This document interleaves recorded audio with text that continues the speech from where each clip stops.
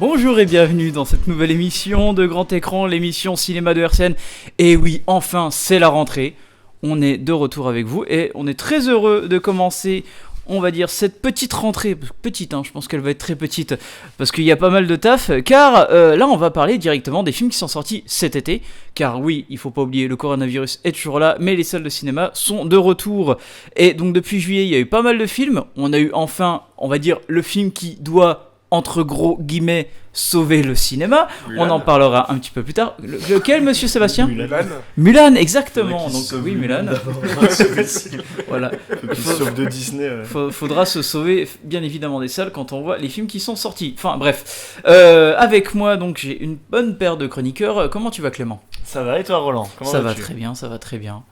Et avec nous, on a la... Alors, c'est pas la 8ème, c'est la 9ème merveille du monde. Merci. Ah, C'est gentil, oui, c'est gentil. Tellement beau. La 8ème étant les yeux de velours de Rudolf Valentino, c'est ça ? Non, c'est Antoine.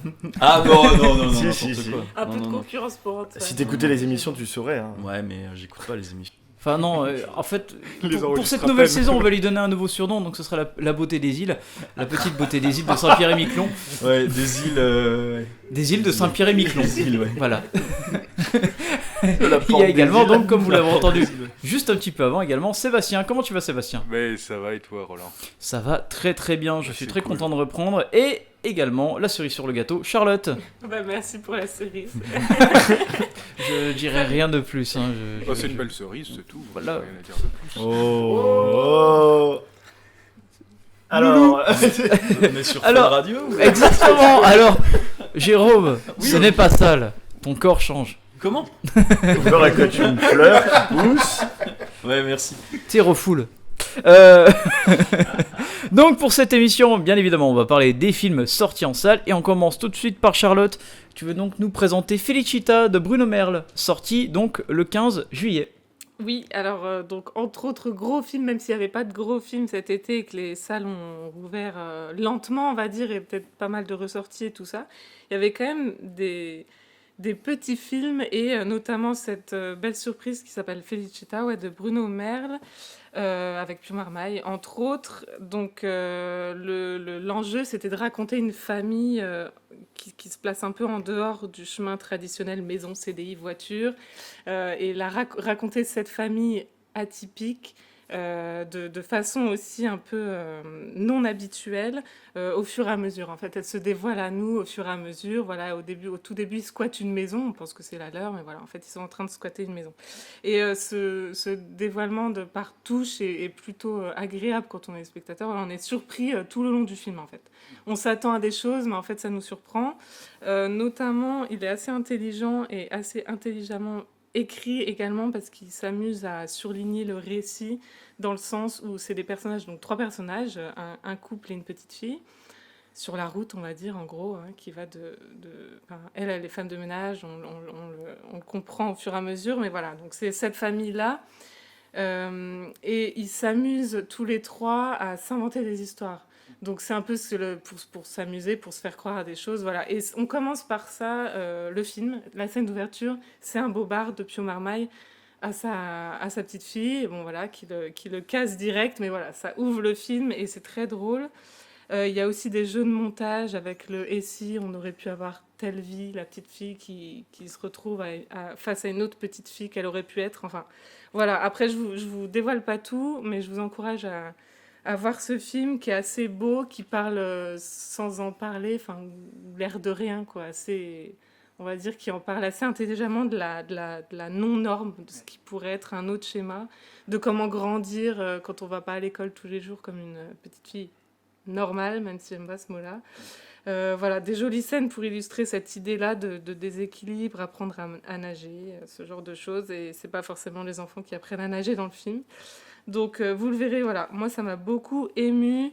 Ouais, très intelligemment écrit, plein de surprises, et qui va pas vers le pathos facilement aussi, et très, très bien interprété. Et d'ailleurs, oui, en termes d'interprétation, pardon, Pio Marmaille est quand même assez unanimement reconnu comme avoir bien porté le rôle Ouais. du daron, quoi. Je trouve que de toute façon, c'est un acteur qui qu'on peut suivre, parce qu'on est souvent surpris. Il avait joué dans Mais vous êtes fous, et pareil, c'était une petite surprise, ce film.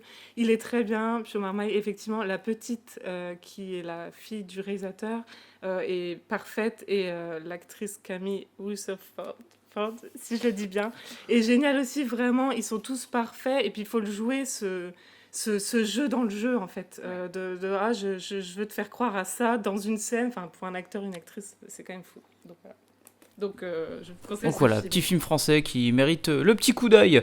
Alors, autre film qui possiblement mérite le coup d'œil, on l'a déjà vu à Gérardmer, quasiment tous ici sur le plateau, c'est The Vigil de Keith Thomas, qui est sorti en salle chez nous le 29 juillet, et je m'y attendais pas, cette sortie en salle. Fin juillet, ouais, mais après, pas dans énormément de salles non plus. Oui, hein. mais c'est été quand même assez une belle limité, surprise. Mais tout de même, ouais, ça a été une belle surprise. Ça fait partie de cette rare sélection du films du festival de Gérardmer qui réussissent à trouver un chemin en salle.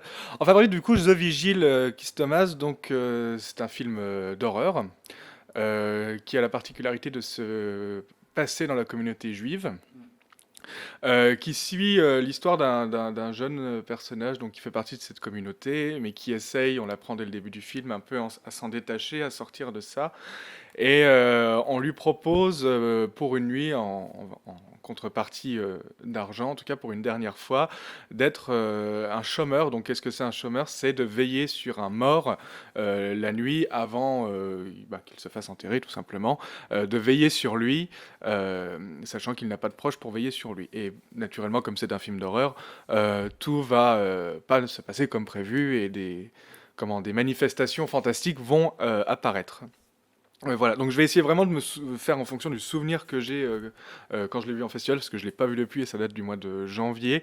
Mais dire que c'est un film d'horreur qui est quand même assez classique dans la forme, vraiment. Dans la structure, il n'y a aucune surprise dedans. Savoir que c'est du film qui est du studio Blumhouse et il peut vraiment se rapprocher des films Blumhouse comme on a l'habitude d'en voir, pour le coup.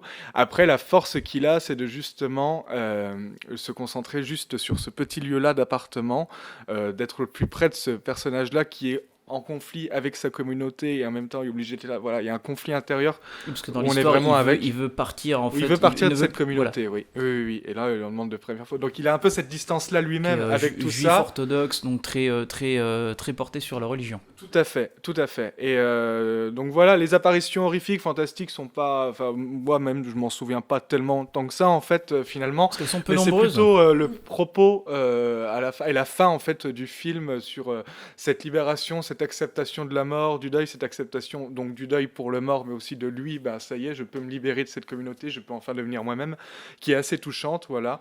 Et Charlotte, tu vas en parler parce que Oui. tu as bien Tu as plus aimé particulièrement que apprécié nous. ce Et film. Ah oui, c'est vrai que pour faire des c'était- éloges, c'est toi. Non, mais t'as bien dit ce qu'il faut dire sur ce film. C'était mon coup de cœur, ouais. Gérardmer, pas forcément formellement. Et moi, par exemple, l'acteur m'avait pas forcément convaincu au début. Mais le tout est d'une extrême justesse dans le sens où, pour moi, l'important dans un film d'horreur, c'est quand il élève les personnages et que le chemin est avant tout psychologique. Et là, ce n'est que ça. Alors, j'ai beaucoup vu de promos ou de critiques de journalistes professionnels qui parlaient de ce film en disant des éloges, mais ils ne disaient pas la bonne chose, en fait. Il ne faut pas dire que c'est un film d'horreur qui est intelligent, qui fait peur, ou qui fait sursauter, ou qu'en huis clos, on s'en fout un peu. L'important, c'est ce personnage qui se détache de ses douleurs à lui. Il y a cette communauté, effectivement, mais il a vécu un drame qu'on apprend au début du film, je crois. Voilà, dans sa jeunesse, on l'a par flashback. Et dans cette maison, ce qui va se passer dans cette nuit unique, c'est un truc intérieur en lui-même, quoi. Et la fin très très belle nous dit ça, mais on le comprend très vite tout au long du film que ça va être un chemin à gravir comme un escalier, comme il fait dans ce film. Lui, il termine au dernier étage face à une dernière apparition horrifique. On s'en fiche un peu, effectivement. Moi aussi, je l'ai oublié. Mais c'est ce chemin-là qui est important. Et pour moi, c'est tout le bonheur d'un film d'horreur. Il doit faire ça, il doit nous parler comme ça. Et voilà, enfin, c'est très dommage qu'on l'ait pas trop vu, ce film. Voilà, donc très beau personnage, une communauté qu'on ne connaît pas forcément, mais on peut tout à fait comprendre le chemin que lui... On peut se l'approprier pour un autre chemin de douleur. Et je terminerai par dire que le réalisateur à Gérard May avait dit avant de le présenter, moi je veux faire un film sur la douleur. Donc, bye bye les petites critiques qui disent « Ah, c'est un film d'horreur très bien mené, nanana. » Donc, c'est surtout un film très intelligemment écrit, porté, incarné, je trouve. Il me donne vraiment envie, moi, de le voir. Moi, j'ai déjà oublié, punaise, je me souviens plus. Mais il peut être oubliable, mais il n'est pas agaçant et rempli de codes déjà malmenés comme Don Blumhouse, Ouais, c'est ça surtout. Ouais. On en avait déjà parlé en bien sur l'émission de spéciale de Gérard May pour une comparaison évidente avec un autre film qu'on avait vu, c'est son rapport avec forcément la culture que veut représenter le film. The Vigil a un côté très très rapport structurel là-dessus qui est très intéressant, contrairement le film de zombie Merdi qu'on avait vu qui était sur les Amérindiens et finalement c'était torché en 2 secondes sur le côté culturel et on voyait plus ça. Là il y avait ce côté très intéressant et je trouvais que c'était la forte majeure partie du film, enfin le truc qui pousse le film vers, on va dire, le plus que le moyen, vraiment l'acceptable et le film à voir, quoi. Voilà, tout simplement. Et cette fois-ci, attention, du lourd. En parlant de lourd, je parle bien évidemment de Russell Crowe et non pas Russell Crowe. Hein. On va donc changer il va changer de diminutif, hein, forcément, avec le poids qu'il porte. Je parle bien évidemment de Enragé de Derek Bort, sorti donc le 19 août avec un certain Russell. Ouais, Russell. Donc Russell va mal, hein, Charlotte, pour répondre à ta question. Alors, j'irai même plus loin. Il a eu un divorce difficile. Voilà, alors pour la petite info, donc Russell Crowe a fait même une vente aux enchères pour pouvoir payer son divorce. Il a appelé ça The Art of Divorce, avec une photo en costard et un whisky à la main. Et je vais vous montrer vite fait la photo.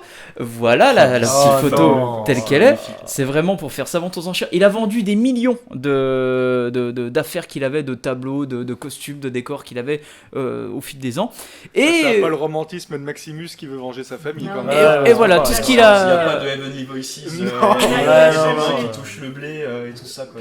Non, là maintenant, c'est... Pas ce blé-là en tout cas. Ça lui sert juste à payer sa bouffe et à fumer des clopes. Du coup, Enragé, c'est à toi, Jérôme. Eh ben, Enragé, ouais. Alors du coup, dans le film, il a eu un divorce difficile aussi, hein, notre ami Russell, donc ça se passe mal, et puis c'est un personnage qui est un petit peu dépressif et qui vit très très mal son divorce. On va dire peut-être un peu la Michael Douglas dans le film de Schumacher. Chute libre. Que j'ai pas vu. Donc. Qui est génial. Et bah voilà. Donc l'histoire c'est... on va quand même pas tourner autour du pot. L'histoire c'est une jeune femme dont j'ai oublié le nom du personnage. C'est pas grave.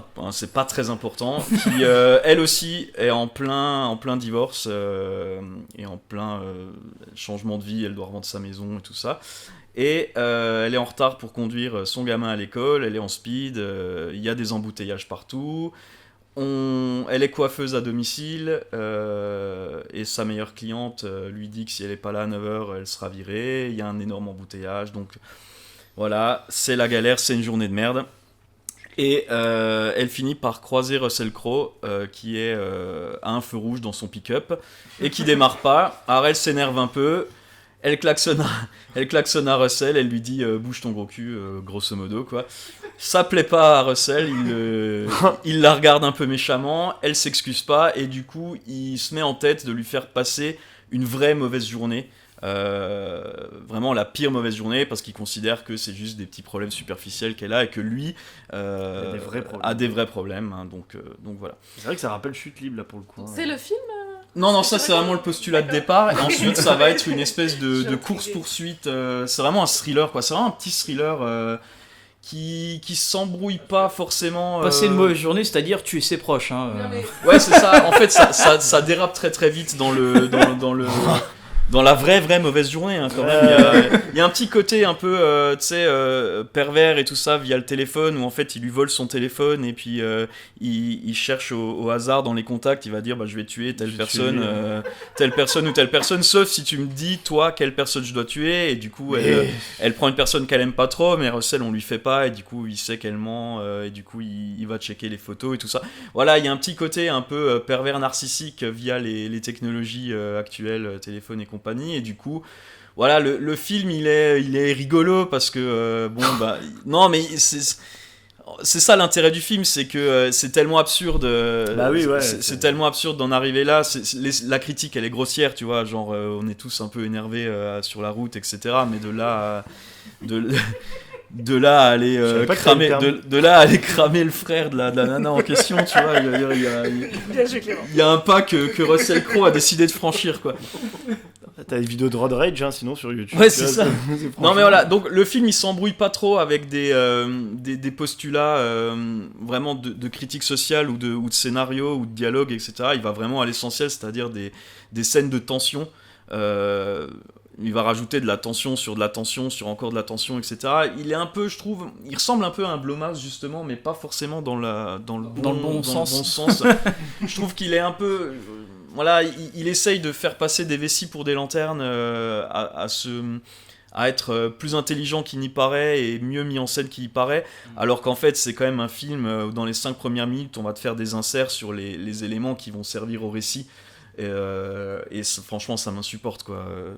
T'as vraiment pas de fond par rapport à, comme on disait, à Chute libre. Mais moi je l'ai pas vu Ouais, Chute ouais. libre, donc Mais il y a pas le même fond où vraiment on te montre qu'est-ce qui va pas et qu'est-ce qui peut faire péter les non, plombs à on quelqu'un, est sur un slasher, on est presque sur un slasher assez bête et méchant. En gros, c'est quand même un peu la qualité du film parce que c'est un petit film d'été que tu vas voir. Ouais. Tu passes pas forcément tu passes pas forcément un mauvais moment en le regardant, mais clairement quand tu sors du film, voilà, ça va pas te faire ta Oui, soirée ouais, non tu plus, quoi. repenses pas, quoi. On Non, va tu dire que repenses ça annonce une merveilleuse suite de carrière pour Russell Pour Crowe. Russell- alors par contre, l'intérêt Un vient peu à la quand même, Bruce Willis. l'intérêt vient quand même de ce Russell Crowe gigantesque et ses regards vraiment Et son vénères. bide à la Depardieu. Ah, le bide est bon. Hein, le bide, Malgré le bide, il est quand même bien, lui. Ouais, Non mais il est bien, et franchement je Bien. trouve que ça, Malgré je trouve que ça le marche bide. bien en antagoniste. Il a des mimiques vraiment inquiétantes.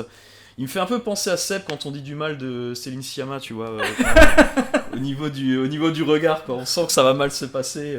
Peut-être t'en prends la gueule, je sais pas pourquoi. on c'est- filme pas, y a pas de vidéo ici. On s'en fout, allez-y.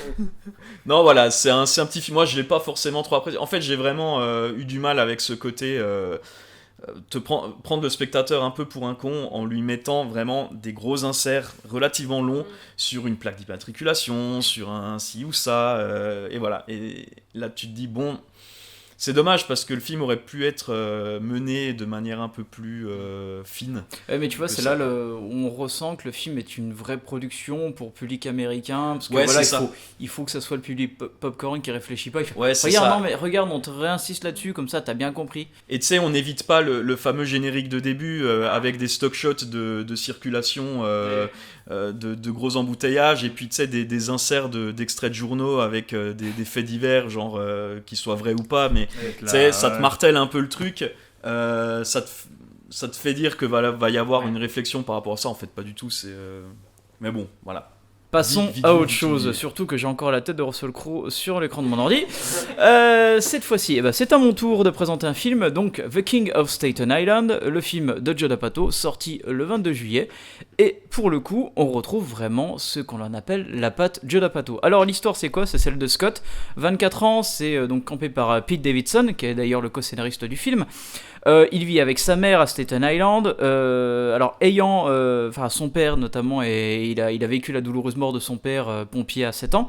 Ayant donc le doux rêve de devenir tatoueur, il voit finalement avec difficulté sa jeune sœur qui part à l'université, donc elle réussir socialement pendant que lui reste chez lui, chez sa mère. Mais surtout, il voit également sa mère refaire sa vie avec Ray, qui est également pompier. Donc l'ado attardé qu'il est en fait va même devoir faire face à ses responsabilités et donc enfin faire le deuil aussi de son père. Je trouve que c'est un film très intéressant pour un Judd Apatow. Je trouve que c'est même peut-être le film le plus sérieux qu'il ait fait. Il est d'ailleurs beaucoup plus sérieux qu'il en a l'air, même avec l'écriture que le synopsis que je viens de présenter. On retrouve vraiment cette patte Judd Apatow, la façon dont il peut facilement délirer en matière de dialogue, tout en gardant un côté sérieux finalement filigrane sur un personnage qui est reclus sur lui-même, même s'il a beaucoup d'amis qu'on voit à travers l'histoire, il a toujours ce côté mélancolique. Je trouve que c'est un film merveilleusement mélancolique en fait. Mais à la différence des autres, où il y a la mélancolie dans les autres films de Judd Apatow était un peu plus sous-jacente ou Ouais. succincte, notamment dans 40 ans toujours puceau, tu vois, il y avait Là, toujours elle est cette, directement collée à un Et là, en personnage. fait, elle est globalement durant là tout le film, et c'est les petits moments de vanne et de légèreté entre les personnages qui tentent de percer cette mélancolie. Mais Et non, il le en met, fait, par exemple, dès le début, hein, en soirée, il y a ce côté où il parle, il rencontre une jeune dans la soirée, là, et oui, j'allais dire une jeune new-yorkaise, mais en fait, non, c'est une New Jersey, parce que c'est Staten Island, hein, donc c'est... voilà, avec l'accent comme ça. Et ouais, comment dire, il va tout de suite détendre l'atmosphère parce qu'elle lui demande son père fait quoi. Il dit bah non, en fait mon père il est mort parce qu'en fait la tatouage là c'est l'anniversaire de la mort de mon père, enfin un truc comme ça. Il fait oh, puis après il délire, il fait oh de toute façon il peut pas le voir, bah comme ça, enfin en mode gros débile. C'est vraiment pour alléger la situation en fait. C'est le personnage vraiment de Pete Davidson. D'ailleurs, on retrouve toutes les qualités de Judd Apatow, les dialogues sont de qualité, l'humour il est tranchant, les personnages sont ultra attachants je trouve. Rendre attachant un personnage qui vient du New Jersey c'est quand même assez impressionnant. Ce serait comme rendre quelqu'un d'attachant qui vient Ouais. de Lunéville, quoi. Voilà, non. Tu veux nous parler d'un projet, Clément ? Non, ça va. Mais oui, il parle de petites histoires avec des Lunévillois, je pense. Alors, pour le coup, c'est vrai que le personnage principal de Pete Davidson, je le trouve excellent. Enfin, l'acteur en lui-même est vraiment bon. Je le connais depuis son apparition au Saturday Night Live. C'est un comédien de stand-up qui monte et qui, je pense, va peut-être le propulser au cinéma grâce à cette petite incursion avec Apatow. Il est d'ailleurs, donc, comme je l'ai dit avant, co-scénariste du film, et il a mis beaucoup en fait de sa vie personnelle dans ce film, parce qu'en fait, son père était véritablement pompier, et il est mort durant sa jeune enfance, parce qu'il était durant le 11 septembre. Et d'ailleurs, ce qui est plutôt intelligent dans le film, c'est que là, c'est juste une simple histoire donc d'un bâtiment qui a brûlé. Dans le film, n'est pas mentionné comme quoi son père, il a eu la même destinée, quoi. Voilà, ils sont pas tombés dans un pathos qui aurait pu être mal agencé en fait.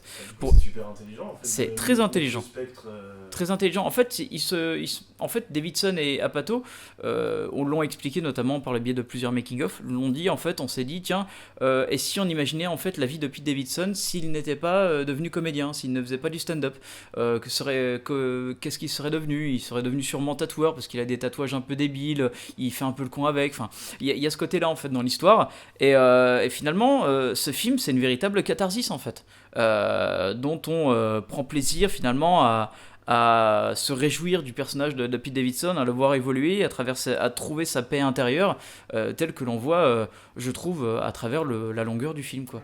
Parce qu'il y a toutes ces interactions avec les différents personnages, notamment avec ses potes qui veulent faire un braquage et qui lui n'est absolument pas pour, leur dit de pas faire de conneries. Pareil, il se comporte mieux avec sa petite amie par rapport au début de l'histoire. Il y a tout ce côté-là où on voit ce personnage finalement évolue, et notamment avec sa rencontre avec les pompiers du quartier de Staten Island, où bossait son père en fait. Et il y a moins de comiques, tu vois, il y a plus de comiques visuels dans les anciens Judd Apatow. Là, il y en a presque pas dans celui-là. C'est vraiment des situations qui peuvent prêter à sourire. Il n'y a pas de franc rire devant le film-là. Du coup, il y a presque un renversement même dans la filmographie de Judd Apatow avec celui-là, quoi. On n'est plus sur de la comédie, certes potache, mais intelligente quand même, hein, des anciens Apatow. Là, le côté drôle est vraiment en arrière-plan, quoi, tu vois. Alors, la seule chose qu'à la limite, je trouve le film quand même très bavard à un moment donné, quand même. 2h17, et il n'y a pas vraiment, il n'y a jamais plus de 10 secondes sans que, dans le film, sans que quelqu'un parle, et il parle. Et à un moment donné, ça prend un petit peu la tête. Le personnage le plus posé, en fait, ça va être forcément, on va dire, le vieux briscard des chefs pompiers, qui est campé par Steve Buscemi, qui est d'ailleurs, pour la petite histoire, est un ancien pompier volontaire, et a même œuvré durant le 11 septembre. C'est vraiment pour mettre la situation en place, quoi. Ouais. C'est vraiment, on va dire, le personnage qui va lui tendre la main, on va dire, limite en premier, en fait. Il va lui dire, fais des trucs, viens bosser avec nous en tant que juste de ramasse, et nettoyer les camions ou faire les trucs comme ça au début, mais après, c'est vraiment lui donner un chemin, en fait. Et c'est comme ça que finalement il y a cette beauté à travers le film de trouver cette fameuse paix intérieure, quoi. La paix intérieure, et puis je veux dire, là le personnage là, il devient adulte, il arrive dans le monde adulte, mais où, quoi, à un moment donné, où, alors là où les autres personnages d'Apatow, ils entraient dans le monde adulte avec quelque chose qui se confirmait quand même, celui-là, je suis dans le monde adulte. Comme tu disais, 40 ans toujours puceux, c'est le cheminement là, alors qu'il est déjà adulte, mais tu vois. Et tu sais tu te poses pas cette question, est-ce qu'il va réussir après ou pas, c'est posé. Là, c'est pas grave, ça y est, il y est déjà passé, lui ne fait pas d'effort pour quand même se confirmer qu'il est déjà adulte, mais en même temps, quelles possibilités il a, qu'est-ce qu'il peut faire, comment il peut évoluer. T'en as pas tant que ça en Cette fait. cassure, on peut la voir. Petit spoiler, certes, mais c'est surtout vers la fin, en fait, où là, il va donc suivre sa petite amie qui va faire les concours à New York, et là, il est dans la grande ville. Staten Island, c'est vraiment les petits quartiers un peu pourris, quoi. Donc là, il y a vraiment aussi cette cassure aussi visuelle, où là, il va découvrir vraiment on va dire, en gros guillemets, le vrai monde, quoi. Oui. Voilà, tout simplement. Pour le coup, on va faire une petite pause BO, donc King of Staten Island, Pursuit of Happiness de Kid Cudi.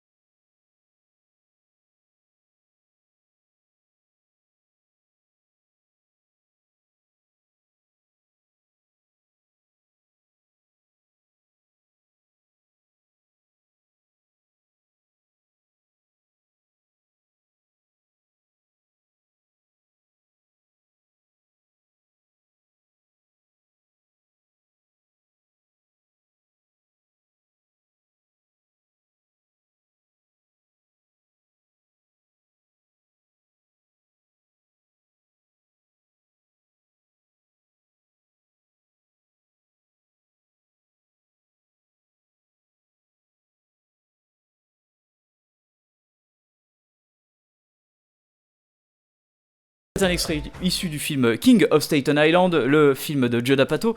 Et cette fois-ci, gros registre, différents registres même. Light of My Life, si je dis pas de bêtises, c'est le premier film de Casey Affleck en tant que réal. Non, c'est le deuxième, troisième. I'm Still There Ah oui, Joaquin pardon, Phoenix. j'avais complètement zappé. Et ben, c'est peut-être le deuxième. C'est le alors, faux celui-là. docu, I'm Je sais Still plus. Here. C'est ça, hein. Oui, le temps où Joaquin Phoenix laissait croire qu'il se reconvertissait Pendant un an.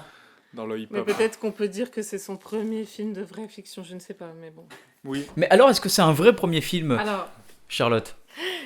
ah bah cette question-là, c'est difficile. En tout cas, sur le papier et au vu de la bande-annonce, il y avait une belle promesse de voyage apocalyptique et un beau sujet sur le papier. Alors, je dis pas que c'est beau, attention à ce que je veux dire. Mais une épidémie dans l'histoire a fait disparaître l'espèce féminine. Donc il n'y a plus de femmes, dommage. Et un père va protéger sa fille, donc dernière rescapée, toute jeune, 13 ans je crois, en la faisant passer pour un garçon. Donc voilà, beau sujet, parce que inédit, parce que ça peut rappeler d'autres films de post-apocalyptique ou SF, voilà. En tout cas, pas mal de premiers, on va dire, tiens, puis ça a l'air chouette, et puis dans les jours actuels, ça peut résonner également. Quand on voit le film et quand on en sort, on se retrouve avec pas grand-chose au final. Une errance qui a duré voilà, tout le film. Donc, Longtemps. se perd sa fille dans la forêt. Pour me moquer, je pourrais dire que c'est un peu la philosophie en forêt pour les nuls.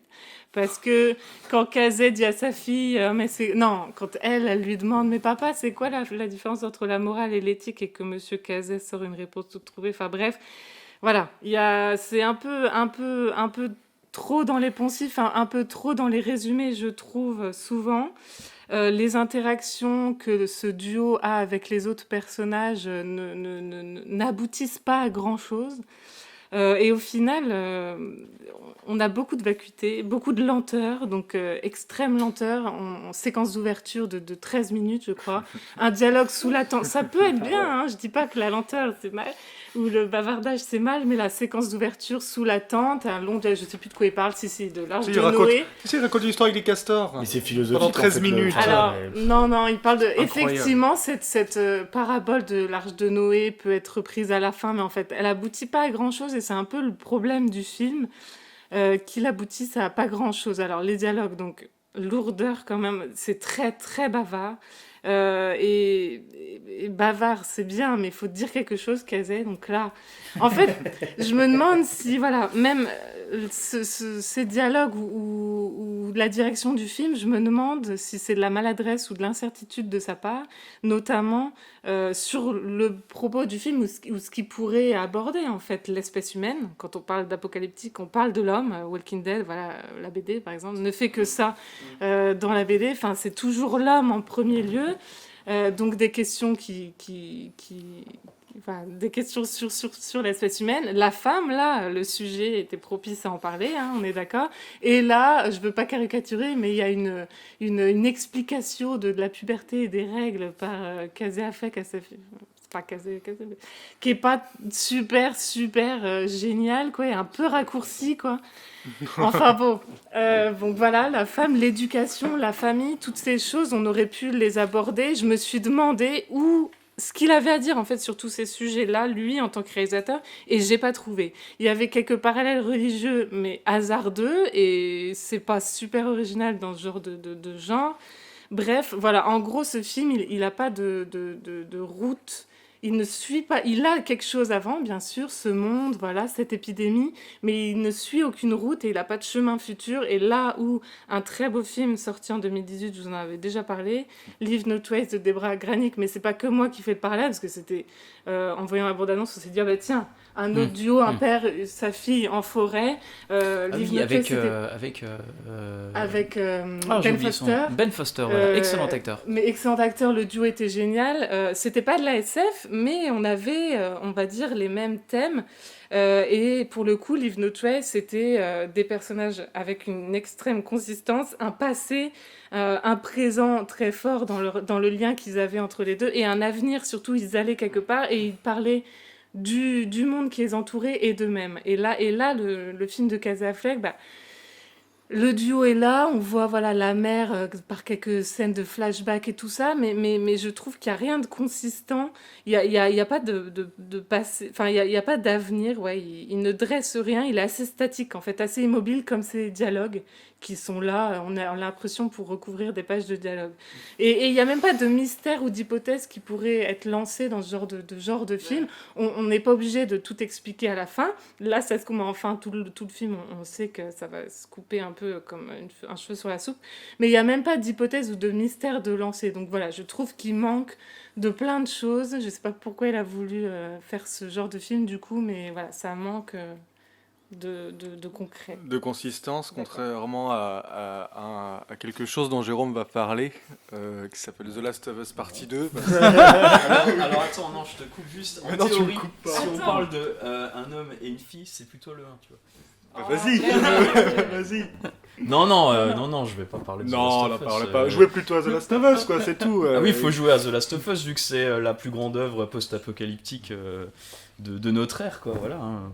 Notamment le 2, hein, évidemment, qui fait couler tant d'encre, mais c'est le plus grand. Et tant de larmes de Jérôme Divier aussi. Ah, des larmes ont coulé. Hein, Salé aussi. Pour pas vous couper, bref, voilà, Casey, retente ta chance, peut-être. Voilà, Casey, retente ta chance, ou sinon, laisse la place à ton grand frère. Et puis Quoique, arrête de parler avec une patate dans la bouche. Ouais, c'est le côté. Ah mais c'est Boston ça. Non mais c'est vrai qu'il a C'est une voix Boston, rocailleuse dans le film et vraiment dès la scène d'intro, Ah. ça dure 13 minutes où il raconte des renards, des castors qui vont sur un bateau, c'est déjà insupportable. Ah super. 2h15. 2h15. Eh ben en parlant de 2h15, vous rajoutez un quart d'heure, vous avez la durée de Tenet. Et film donc de Christopher Nolan, le film qui doit sauver le cinéma, le film qui est présenté par le mec qui nous a fait revivre nos rêves avec Inception, qui nous a fait faire découvrir notre système solaire avec Interstellar, hein, et bien évidemment aussi refaire découvrir le suspense avec Dunkerque. Ça, c'est la publicité merdique de la Warner, mais c'est à toi Clément de nous parler de ce film. Alors, est-ce qu'il vaut le coup ? Eh ben, On peut Tenet. répondre tous ensemble. Après une intro comme ça, en même Tenet. temps, Roland. Je ne vais vous dire qu'un mot. eh ben, Tenet. Non, Tenet, eh ben, ouais, bon bah écoutez, je n'ai qu'un film à chroniquer aujourd'hui, mais quel film, comme m'a dit Jérôme tout à l'heure. Donc oui, le film de Christopher Nolan sorti cette année est repoussé 3 fois en raison de la pandémie mondiale du Covid-19. Voilà, moi ça m'aurait pas dérangé qu'il soit repoussé une 4e, 5e, 6e, voire 7e fois, voire ne jamais sortir. Finalement, écoutez, c'est simple, je n'ai vraiment rien ressenti, rien compris à ce film. Je trouve que ce film est extrêmement irracontable. Alors je vais essayer de vous faire le scénario avec mes mots. Concrètement, ce sont des humains qui veulent aller dans le passé. C'est déjà pas mal. Quoi. C'est déjà bien. Attendez, je peux dire des gens, je peux dire voilà, des humains qui veulent aller, des humains donc qui veulent aller dans le passé pour empêcher une apocalypse mondiale, mais ils peuvent aussi se déplacer dans le futur et parfois ils sont dans le présent, mais quel présent? Car on ne sait pas c'est quel présent par rapport au passé qui ne s'est pas encore passé. Voilà, donc si déjà ça vous n'avez pas compris ce que je viens de vous dire, alors le film il est vraiment pas pour vous. Concrètement, je trouve que ce scénario était complètement illisible et il n'y a rien vraiment qui en ressortait. Finalement, on ne comprend rien du tout. Oui, parce que pour revenir là-dessus, c'est l'histoire de l'inversement temporel. C'est ça. Donc c'est-à-dire le principe du palindrome, quoi, tout simplement. Le principe du palindrome, d'ailleurs, comme le titre. Le carré de Tenet. Sator, donc voilà, Tenet. Voilà, le carré de Sator. Sator qui est d'ailleurs le grand méchant. Le nom du campé, méchant, qui est peut-être le méchant le plus merdique que j'ai vu depuis un sacré moment. Le pire de Nolan est ce qui campé est par triste. Kenneth Branagh avec Oui, un c'est accent ça. russe pété du cul. Ça change de Mais ce qui est triste, c'est que c'est un acteur qui n'est pas mauvais, qui n'est pas foncièrement mauvais. Mais alors là, c'est ridicule. C'est clairement un méchant qui est pas du tout charismatique. I'm gonna break your face. Ouais, voilà, on dirait un mec jaloux qui a la cinquantaine, qui ose pas trop. Allez, voilà, vas-y, disons-le très clairement. c'est À la une- fin, on une grosse comprend merde, qu'en ça. fait, il est vénère parce que sa femme ne l'aime plus. Il va crever. Il dit eh bah, autant faire crever tout le monde. Mais même au-delà de ça, c'est juste que. Ni plus ni moins, après le scénario que je viens de vous raconter, le scénario de Tenet, c'est ni plus ni moins que des types qui veulent stopper un grand méchant qui a trouvé une arme nouvelle pour détruire le monde. C'est James Bond. Et en gros, c'est un James Bond, mais mal fait, quoi. Et. Alambiqué, n'importe quoi. Et En comme- fait, le problème, c'est que il a une idée qui peut être intéressante. Oui, Comme l'idée peut être d'habitude, bien, chaque ouais. fois Nolan a une idée intéressante pour faire ses films, sauf qu'il la développe, mais là, il met tout le monde, tous les spectateurs, mais à côté de la plaque, parce que il y a aucune, comment dire, il y a aucune aucune logique, aucun moment où tu peux donner une voix aux spectateurs pour suivre la situation. C'est incompréhensible, c'est imbitable. Le seul passage où tu peux comprendre le côté temporel, inversement temporel, c'est avec la fameuse scène charnière avec la course-poursuite en voiture. Mais le reste, c'est imbitable, c'est filmé à la Call of Duty, c'est dégueulasse, la lumière, elle est moche, il Il me faut quand pique même ma le chronique dire. en fait là. Mais, Mais on sent beaucoup de colère chez Roland. non, mais j'en Non, ai et puis eu ouais, énormément aussi en c'est sortant con, du c'est con, cinéma. mais c'est avec Nolan, il avait toujours ce côté énervant, aussi ouais. sur l'empathie des personnages. Là, on il y a aucune zéro empathie. hein, Il y a clairement, il y a zéro empathie. En fait, c'est ce que j'ai noté. On ressent rien. C'est extrêmement froid. Il y a aucune empathie pour les personnages. J'avais parlé donc des acteurs qui font les persos, mais c'est pareil. En fait, on a John David Washington que tout le monde a découvert avec Black Klansman, qui est juste un acteur Moi, je l'ai génial. découvert Hein. avant. On l'avait découvert avant, mais Avec pour le grand Ballers, public. la série Ballers de The Rock. Mais sincèrement, même lui, il semble autant paumé que nous. En réalité, il y croit même pas à ce qu'il est en train de jouer. C'est complètement hasardeux. On se Mais je retrouve pense avec que des- c'est même pas son jeu. C'est Nolan a demandé qu'il C'est- soit le bien plus sûr. neutre possible. Mais en fait, Parce c'est que c'est le personnage central. oui, mais Donc c'est c'est ça le carré central de Sator.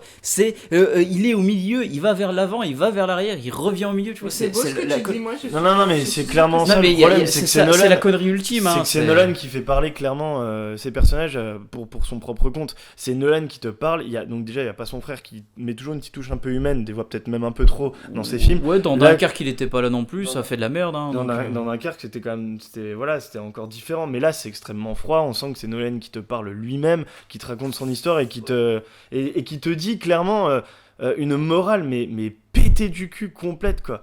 Il y avait la fameuse explication du syndrome du grand-père qui est balancée par Pattinson. Mais avec en deux coups de cuillère à peau, il y a Et Clémence Poésy parlons- qui raconte voilà, le film et parlons qui est du- mauvais, Parlons du Ah oui, personnage oui. de Clémence Poésy. qui ne Elle sert est à là rien. Elle fait quasiment. un quota quoi. Voilà, à peu près à l'introduction. Après, elle Bah, elle fait arrive, un elle quota. apparaît, elle fait bon bah en fait je suis là pour t'expliquer ce que c'est l'inversement temporel. Alors voilà, tu tires, ah non, Non, tu fais tires le pas. mouvement, voilà. Tu fais une inversion temporelle. Donc en fait tu reçois la balle et en fait elle sert juste à ça. C'est pour expliquer que en fait il va y avoir de l'inversement temporel. Tout le long du film, et c'est tout, ça se base que là-dessus, et c'est C'est clairement. un peu didactique, c'est les règles du jeu C'est qui la vont mission arriver dans le briefing. film. Mais ouais, voilà, ouais, c'est c'est en un fait bon si tu film, veux ouais. Clémence Poésy c'est un peu Q quoi. C'est ça. Oui, non, mais Mais c'est sans, ça. mais c'est sans un tuto. présenter de gadgets. C'est clairement, c'est un tuto. Non, mais C'est les vraiment règles un du tuto, jeu du film c'est- pour c'est ça. apprécier l'action après. C'est ça, elle ou te pas, fait- d'ailleurs, je Donc c'est un peu Elle comme te fait un tuto c'est un peu dicté, comme le personnage à la con dans Matrix avec l'oracle. L'oracle. Voilà, et il doit voir l'oracle. L'oracle et après il lui dit l'architecte. bah en fait vous allez pas comprendre ce qui va se passer par la suite. Bah, c'est exactement la même chose. C'est Autant pareil. avec Matrix, il y avait un côté intriguant, autant avec Tenet, tu t'en fous royalement. Bah oui, parce que ça n'a pas de sens et c'est clairement pas c'est clairement illogique. Ah si, c'est clairement illogique. T'étais pas loin. Sinon, concernant les effets spéciaux, je trouve que là-dessus ça va, l'image est bien lisse, c'est Oui, pas non, trop mais mal, c'est beau, On etc. peut c'est critiquer bien. Nolan sur un truc, mais Sur pas le sur une scénario. autre. C'est un excellent réal. C'est un Il excellent travaille réal, en bien sûr. 70 mm en IMAX, il fait un truc très bien. Les effets La spéciaux sont photographie bien faits. est certes pas belle, je trouve. Non, elle est trop sombre. Les effets spéciaux, En fait, elle est il ne froide à travaille l'image pas, du il film. ne travaille pas les effets spéciaux de façon numérique, donc il a un côté à l'ancienne qui marche très bien, mais je trouve qu'en fait, ça montre à quel point Nolan peut être une fraude au cinéma. Je l'ai pas trouvé beau, moi, ce film, visuellement. Ah, oui, oui, la oui, lumière, oui. elle est pas belle. Non, c'est la froid, ré- c'est- La c'est réelle, froid. l'action, elle est filmée. Il c'est sait pas filmer incroyable. l'action. Enfin, tu vois Skyfall, il a 6 ans et la scène de fin de Skyfall, elle est autrement plus belle, quoi. Bah, bien Et- sûr. Avec ses sombres pourtant, tu vois, mais ça remplit bien le. Non, le je suis contrat. désolé, Nolan est à milieu d'un travail de Sam Mendes. Hein. Bah, Largement. évidemment. Concernant la BO, pour une fois, il ne travaille pas avec Hans Zimmer et je me suis dit, putain, c'est pas mal, ça va peut-être être sympa d'entendre un nouveau compositeur. Finalement, non, on a une espèce de... Alors, la BO n'est pas mauvaise, mais clairement, c'est pas intéressant pour ce film. Il y a clairement la rythmique, pour ceux qui connaissent, d'un morceau de Meshuggah qui se retrouve dans une espèce de trucs électro bizarres avec des grosses montées. Mais c'est clairement la rythmique de Bleed de Meshuggah qui est balancée pendant une scène qui est digne d'une cinématique de Call of Duty, comme on le disait, et qui n'a ni queue Ah ni non, mais tête. la fin, C'est- c'est Call of c'est Call of Duty Duty, avec des ouais. mecs en avant et en arrière. Ouais, t'as des gars qui font du moonwalk, t'as des mecs qui sont dans Call of Bah Duty oui, hein, parfois. inversement temporel, ma gueule. Donc ils font du... Enfin bref, un film que j'ai pas du tout aimé, on l'a vendu comme le Messi 2020 de l'année, mais si c'est autant un Messi que Lionel Messi, sachez qu'il a démissionné du Barça et qu'il a Non, quand même, il reste. Ah bon, je crois qu'il T'as a perdu. démissionné. Bon bah Ah tant bah pis. voilà, Bah, n'empêche boulette. qu'il a perdu aussi la Ligue des Champions, donc Oui, 8-2. comme 8-2. 8-2. Donc, 8-2. Quelle belle parabole. donc si je devais finir par un palindrome, moi aussi cette chronique en parlant de Tenet, ce serait Xanax, parce que je pense que ce serait un meilleur remède après avoir vu ce film, vous verrez les choses un peu mieux que Non, lui. mais la grande question, c'est comment en fait, si ça fait de l'inversement temporel, Nolan, il va au chiottes comment? Il fait comment? Bah, Il la- supposite il va ou voilà. il fait caca Comment ça s'appelle, l'occlusion intestinale qui remonte par là, tu vois, c'est comme Cartman dans South Park. voilà, c'est ça. Exactement. Bah voilà, C'est ça, allégorie de Tenet. Tenet. C'est ça, Tenet. Voilà, autant on va arrêter de faire des blagues de merde. On va continuer un autre film, cette fois-ci, Effacer l'historique de Delépine et Carverne, sorti également le même jour que Tenet. Et c'est à toi, Jérôme, de nous Un présenter ce petit film. côté retournement temporel aussi dans celui-là, maintenant que j'y réfléchis. Mais on l'en Dans verra. Effacer on verra. l'historique. Ouais, effacer l'historique, ouais. Bon, effacer l'historique. Ça va être compliqué. Et ce film est compliqué. Alors, effacer l'historique, on va commencer juste par résumer l'histoire. C'est l'histoire de trois personnes qui habitent dans le même quartier. Une quadra, un peu. C'est quoi? C'est une quadra, non? Quoi, Blanche Blanche Gardin. Gardin, ouais, c'est l'espèce de quadra. Elle a quel âge? ouais. Enfin là, elle veut fêter l'anniversaire de son fils qui a Ouais, 16 c'est ans. ça. Elle est C'est une séparée. quadra de- qui. Quarantaine, quoi. Une petite quadra, ouais. Petite quadra. Une petite quadra. Petite cadra. Une cadra dynamique. ouais. On a dit l'âge de Oh là là, oh là là. Michel Pro. Non, Allez, non, non, en non. avance, s'il vous Ouais, plaît. ouais, alors, Blanche Gardin qui a eu encore une fois un divorce difficile, hein, elle aurait pu se maquer avec Russell Crowe, qui a perdu plus ou moins son fils, enfin, elle a perdu de vue son fils, etc. Qui va avoir qui est totalement paumé et qui va se bourrer la gueule un soir et qui va se faire. Elle va faire une mauvaise rencontre et elle va coucher avec un jeune qui va lui faire du chantage pour qu'elle récupère la vidéo. Il va lui demander 10 000 euros qu'elle n'a pas, évidemment. À côté de ça, il y a un autre personnage, donc Denis Podalides, qui lui a un problème avec sa fille parce que on lui fait elle est harcelée à l'école. Donc pareil, il y a une gamine qui l'a filmé en train de se faire humilier et qui garde la vidéo et qui la montre à tout le monde. Et il y a un autre personnage qui elle est conductrice de Uber et qui n'a pas d'avis positif sur son... Qui n'a pas beaucoup d'étoiles. Donc c'est des personnages très très paumés et qui vont... c'est des anciens gilets jaunes en fait qui se sont rencontrés sur un rond-point et qui ont sympathisé sur un rond-point, ça va revenir souvent. Ça fait partie des trucs que j'ai trouvé plutôt bien vus. Non, c'est vrai, Clément. Donc Comme voilà, ça, c'est vraiment des personnages, ouais, des pauvres gars, tu vois, qui font un peu de la peine, mais qui sont touchants. Et qui vont mener une bataille, une guerre même, on va dire, contre les grandes industries. Contre les data centers, quoi, contre les le data numérique, centers, quoi, voilà, exactement, je cherchais le mot. Donc voilà, alors le problème de ce film, pour moi, c'est que ça aurait pu être le meilleur film de Kervern et Delépine depuis Mammouth. Si ils n'avaient pas eu la main aussi lourde sur la critique sociale. C'est-à-dire que les personnages, pendant une bonne heure, vont être humiliés, quoi, quasiment. Il va leur arriver des bricoles, des merdes, et ils vont être constamment... faire des conneries, et ils vont constamment être losers, constamment, sans arrêt, et du coup, voilà, les situations sont poussées toujours à l'extrême.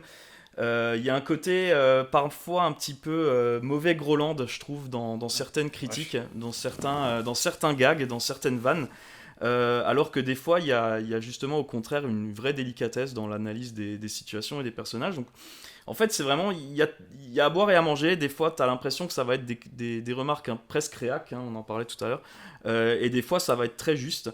Pareil, les blagues, des fois, elles sont vraiment très drôles. Il y a un exemple tout bête. Il y a un moment donné, il y a Benoît Poulvord qui arrive et qui joue un livreur Amazon à vélo. Alimazon. Alors il a un maillot Alimazon écrit avec la même police que Amazon.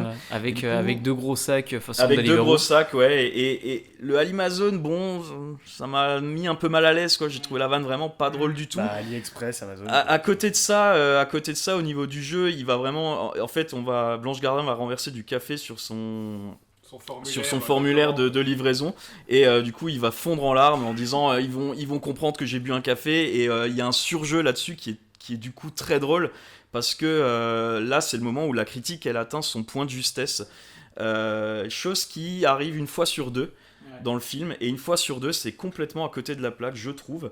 Voilà, il y a parfois le film il arrive à retrouver la délicatesse de Louise Michel envers les personnages, notamment dans la deuxième partie quand ils vont vraiment partir en guerre de façon concrète. Voilà, mais les réalisateurs, je trouve qu'ils sont tellement préoccupés par la critique sociale avant tout, elle est tout le temps elle est tout le temps bourrée au forcing. C'est un peu, ça m'a fait un peu penser au film des frères Farrelly, genre à Dumb and Dumber ou à Fully Rain, où en fait là il y a un tel besoin de vannes tout le temps sans respiration, qu'une fois sur deux elles fonctionnent pas, elles marchent pas. Sauf que chez les frères Farrelly, il y a une espèce de frénésie, ça va très vite, et puis c'est surjoué, etc. Là, il y a quand même une vraie critique sociale. Le film est assez lent, il est assez pesant, il y a un grain à l'image qui ajoute un petit côté un peu film de voisinage, enfin film amateur, quoi. Donc voilà, il y a un petit peu ce style qui est compliqué, quoi. L'obsession de la critique et des méfaits d'internet fait que les personnages sont toujours des dommages collatéraux, et au bout d'un moment le spectateur il souffre de ça. Voilà. Après la situation, c'est les personnages sont pas bêtement réfractaires sur la technologie, mais en fait c'est utilisé comme un outil d'asservissement, quoi.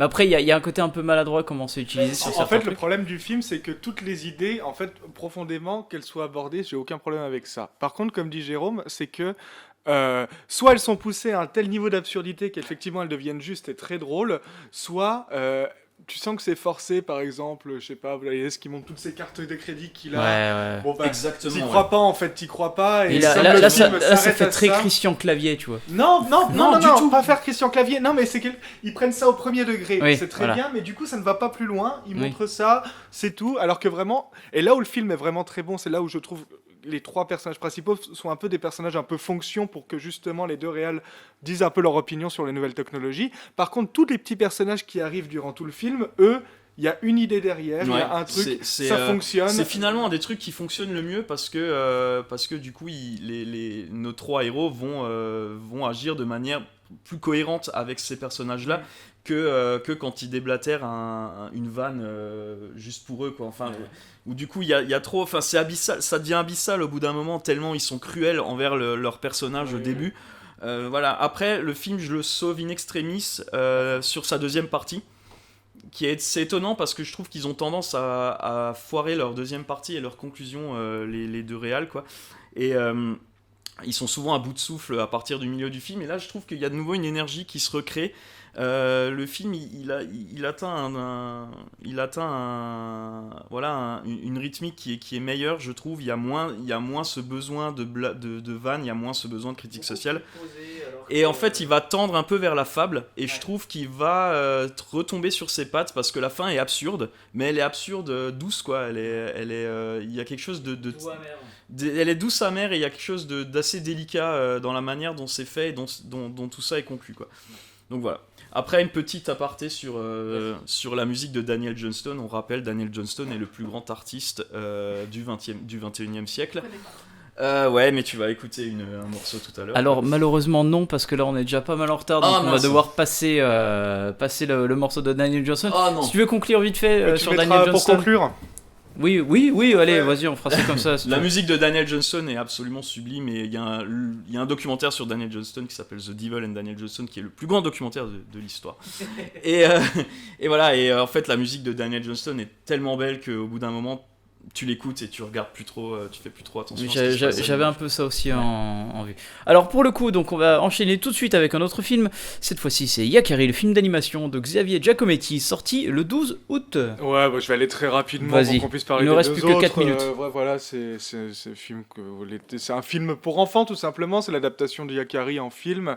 J'ai pas grand-chose à dire sur le film, réellement. Disons que je pense que quand t'es gamin, c'est un très bon moment. C'est très agréable de voir tous ces personnages sur grand écran s'animer. Et puis je trouve qu'il y a un vrai beau discours, une vraie belle fable. C'est vraiment pour enfants. Voilà, je peux vous conseiller que si vous êtes vraiment en famille avec des petits enfants, ils seront ravis. D'ailleurs, il y en avait dans la salle et ils étaient complètement captivés par le film. C'est super. Voilà, donc allez-y si vous êtes en famille. Sinon,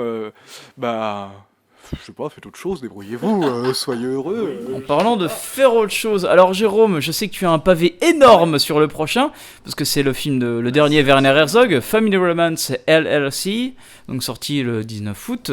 Si tu peux en parler. Ouais, je vais essayer d'aller très vite.